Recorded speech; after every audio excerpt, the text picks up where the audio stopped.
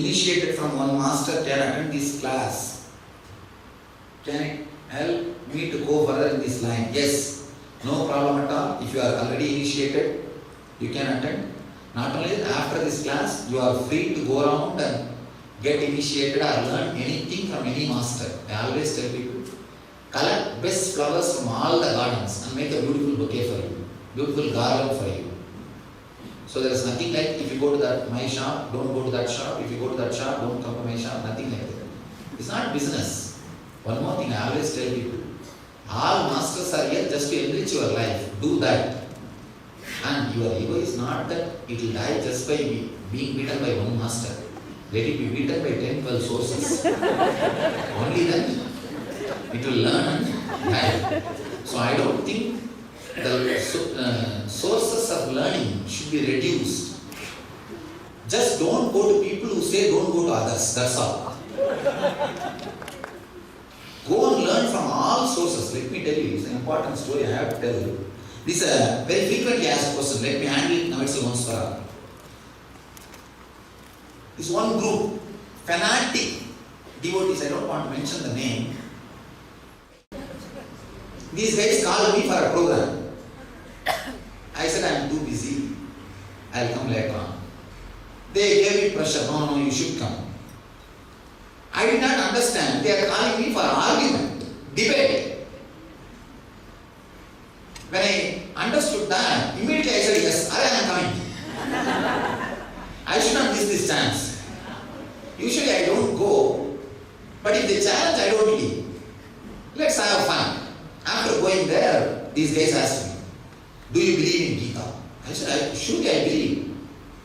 That's my life. I spoke on Gita 18 days and I respect Gita. Even in the ashram, all my brahmacharis chant Gita. Even before food, we chant Gita. Such a wonderful scripture. Life for whole Vedic tradition. Then the guy asked, in Gita, Krishna says, I am the God. Then why do you worship Shiva? I said, what do you mean by it? When Krishna says, I am God, he means the whole cosmic consciousness. Not that 6 feet guy who was flirting with all the gopis with the peacock feather and the flute. He means his consciousness. That is also one form with which he came down. There are so many different forms. You call it whether Rama, Krishna, Gita, Rama, Krishna, Gita, Buddha, Shiva, whatever name you give, that's a consciousness. Then he said, no. When Krishna meant, I am the only God, he meant Vasudeva Krishna, not Parabrahma Krishna. I don't know. It is Parabrahma Krishna, not Vasudeva Krishna. Then he said, what is the guarantee? How will you prove it is only Parabrahma Krishna, not Vasudeva Krishna? Means the person who took birth for Vasudeva and lived in Vrindavan. I told him, be very clear.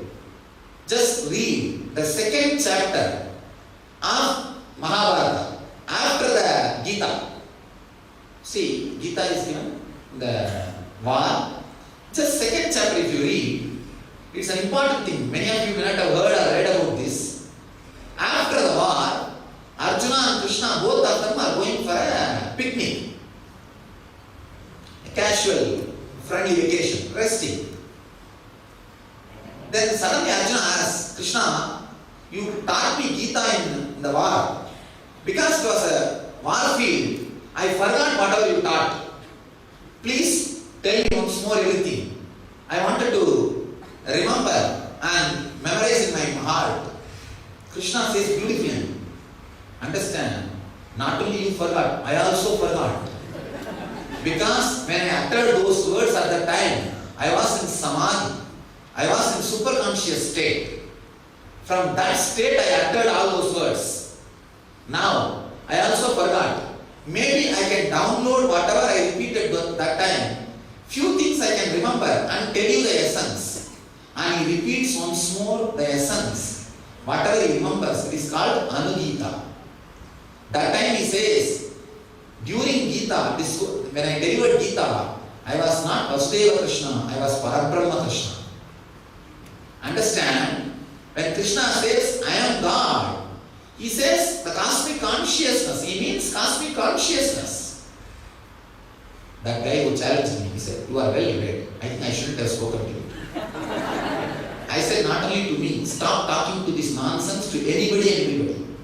Don't add more fanaticism. Don't add more fanaticism in the name of Krishna. Say Krishna is God, perfectly alright. But don't say all other gods are lower than Krishna. Then what is the difference between you and the Krishna who are saying he is the only son of the God? Then we are all adopted son or what? What do they mean by the word he is the only begotten son of the God? We will lose our sanctity, understand? Non-conversion and ahimsa, non-violence is the root of our tradition. We don't believe in conversion and we don't believe in terrorism. But these fanatics, these Krishna fanatics, will create one more terrorism. If you say only Krishna, what nonsense is going on? Then after that they stop calling you. I don't know whether they stop talking this nonsense. Same way. See, say, he's a prophet of God, perfectly alright, nothing wrong. He's the last prophet, what do they mean? I don't understand. Then after that nobody became enlightened. See, I became enlightened.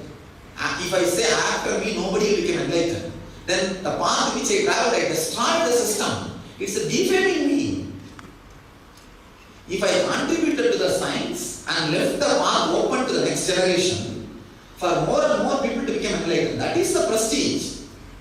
These guys don't understand when they say this is the last prophet, they are defaming him. They are abusing him. Be very clear, there is no last prophet, there is no only one son. Again and Krishna himself says, that is the beauty of Gita. He says, again and again I will come back. Again and again I will happen. Sambhavami yuke yuke. Understand? In Sanskrit that word means, what he says, he does not say, again and again I will come back. He says, again and again I will happen. Means, Krishna is a conscious happening, not individual person. He is a conscious happening. He says beautifully, Sambhavami yuke yuke. Every generation I happen. He will happen again and again. So be very clear. There is no such thing as, if you come to me, you should not go to any other tradition, or you should not learn from any other tradition. Learn from all sources and enrich you. See, basically, this whole thing, spirituality is what for? To expand you, to enrich you. Sometimes you may find some good flower here, there. Learn all the good things. Add as much as positive things to your life. There is nothing wrong. That's why in all our temples, we say, not only Shiva, Krishna, Rama. I took even Nayanmars and the Jain Tirthankaras, Buddha, Guru Granth Sahib, everything. Almost all traditions I try to put. Whoever wants to feel connected to anything, please connect. All I need, the purpose is to elevate your consciousness. If you feel connected to Shiva, then pray to Shiva, meditate on Shiva and elevate yourself. If you feel connected to Krishna, then meditate on Krishna, elevate yourself. The purpose is raising your frequency, raising your consciousness. Any technique is okay, any method is okay. Don't go to a person who says all other things are lie, are lower than them. Don't go to a person who says don't go to others. That's all. Do the accumulated karmas of all past births be burnt out in NSP? Yes. Even single conscious glimpse. See, if you have 1,000 bags of cotton, it's not that you need 1,000 days to burn it. One torch is enough. If your inner space is dark for 10,000 years, you don't need 10,000 years to light it. One lamp is enough, 1 second is enough. So, when I say yes, I mean it. I'll surely answer all the questions. But after that, meditation. It's Sandhya time, means the day and night meeting, the evening. It is time for our meditation technique. Then I will clarify all the other doubts. First thing, I want you to understand, really do not think you will come back again. If you are constantly pacifying your mind, no, I am not going to die, I am not going to die, you will never enter into the depth. At any one day you have to die, you are going to die. May not be today, tomorrow, or someday. Not only you, I also have to die. Everybody has to die. Be prepared for it. That's what I am saying. Be prepared for it. Now, with sincerely, whenever your mind says, no, I am not going to die, I am going to come back. Tomorrow I am going to attend the program. Just push your mind aside. No. Let me see. If I die now, what will happen? Meditate on death. Death is such a powerful energy. It will reveal so much about life to you. You will not take your life for granted. You will not take your life for granted.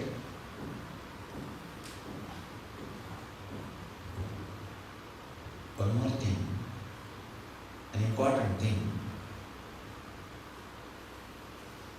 When you go into the death, you will suddenly realize how you abuse the life, how you do not respect the life.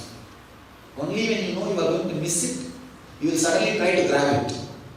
Till then, it is there. You don't catch. You don't try to grab. You don't try to touch the life. You don't try to experience the life. So intensely, step by step, take the help of your visualization power. And whatever you think as negative, let it happen in you now. You may think, what is this one? Won't it strengthen my negative engrams? No. Consciously, if you enter, negativity will leave your system. It won't strengthen your engrams. Whatever you think should not happen to you, let it happen. Whether losing your wealth or health or money or very life itself, let everything be lost. Let everything be lost. All the fear, pain related to fear, let it come up. Let it come up. See, the fear is the main layer which is responsible for your chronic fatigue. Your chronic fatigue and depression is nothing but the perverted form of the fear which you are carrying. Please understand. The perverted form of the fear which you are carrying is what? Is chronic fatigue and tiredness and depression.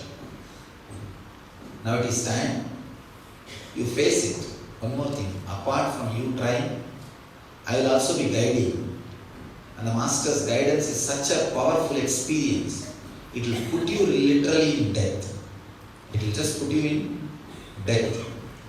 Literally, you will see for a few minutes that you lose the awareness of the body. You just lose the awareness about your body. You just lose the identification which you are carrying with you. That will release the chronic fatigue samskaras from your body. That will release the tremendous tiredness you are carrying in your body. Do not think tiredness means just the feeling like sleeping. Even while sitting, after 5 minutes, what you do? You stop listening. You stop being aware. Understand? Even while driving. When you sit in the car, you will be aware you are driving. Suddenly, only when you reach the place where you are supposed to reach and stop the car, you are aware that you reached the place. Half an hour you would have driven. Half an hour you would have driven. You only drove. You took the decision, pressing the clutch, pressing the brake, right, left, stopping, everything. But that half an hour, you have fallen into unconsciousness. That is what I call chronic fatigue. Chronic fatigue is responsible for the falling into unconscious. Chronic fatigue is responsible for your diabetes and blood pressure. All the disease, understand? All the disease which came from inside, the psychosomatic diseases, chronic fatigue is responsible. Constantly your unconscious wants to lie down. But one part of you is restless to fulfill the desires. This spite only becomes desire, becomes disease. Let this fatigue leave your system. Leave your system. I'll guide you step by step. Just go with my guidance. You don't have to make yourself tense. Just with my guidance, along with my visualization, go with it. Suddenly you will see. You don't even have to visualize whatever I am saying.